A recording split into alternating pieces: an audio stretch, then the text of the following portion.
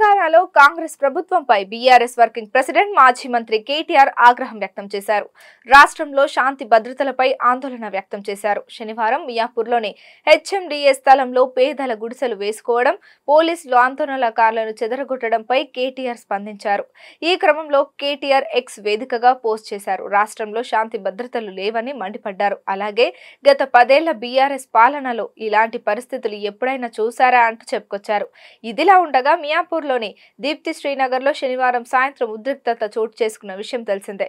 HMDA భూమిలో వేలాది మంది గుడిసెలు వేసుకున్నారు. విషయం తెలుసుకున్న అధికారులు పోలీసుల సహాయం వాటిని తొలగించేందుకు ప్రయత్నించారు.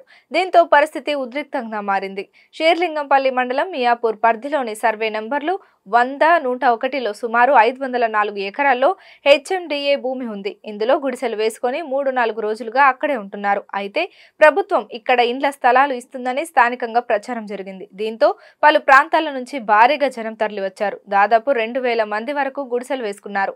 వాటిని తొలగించేందుకు అధికారులు ప్రయత్నించారు. అయితే గుడిసెలు వేసి కబ్జాలకు పాల్పడుతున్నారని, ఎట్టి పరిస్థితుల్లో ఉపేక్షించేది లేదని హెచ్ఎండిఏ అధికారులు హెచ్చరించారు. వారు మాత్రం ఎట్టి పరిస్థితుల్లో కదిలేది లేదంటున్నారు. దీంతో మియాపూర్లో ఉద్రిక్త పరిస్థితులు కొనసాగుతున్నాయి. గతంలో ఇది ప్రభుత్వ భూమని తెలియక 16 మంది వ్యక్తులు కొన్నారని పోలీసులు తెలిపారు. భూమి ప్రభుత్వానిదని కోర్టు నిర్ధారించి హెచ్ఎండిఏకు అప్పగించిందన్నారు. కొందరు కొన్నవారు సుప్రీంకోర్టును ఆశ్రయించారని, మరికొందరు సామాన్య ప్రజలను రెచ్చగొట్టి ప్రభుత్వ భూమి కబ్జాకు ప్రయత్నిస్తున్నారని అధికారులు తెలిపారు.